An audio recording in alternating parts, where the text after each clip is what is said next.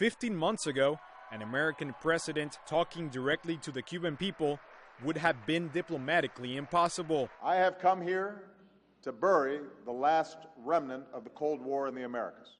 From Havana's Grand Theater, a Havana landmark, Obama called the U.S. and Cuba brothers who've been strange for many years. As President Raul Castro and other Cuban officials listened, Obama spoke about the importance of human rights. I believe citizens should be free to speak their mind without fear, to organize and to criticize their government and to protest peacefully, and that the rule of law should not include arbitrary detentions of people who exercise those rights. And yes, I believe voters should be able to choose their governments in free and democratic elections.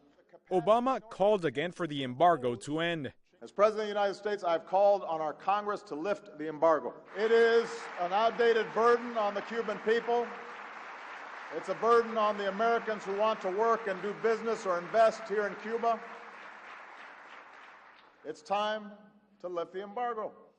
On the day of his arrival Sunday, Cuban authorities broke up a pro-democracy protest and made arrest.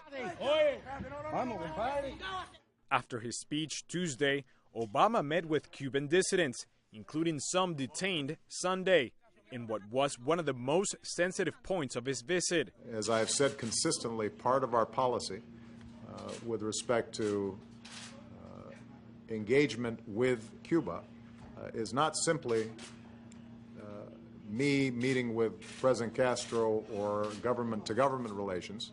Much of this is a matter of us being able to hear directly from the Cuban people. Obama's last stop on his visit was at a baseball stadium to watch an exhibition game between the Tampa Bay Rays and Cuba's national team. This shared national pastime, as Obama called it, was a display of unity between the two nations.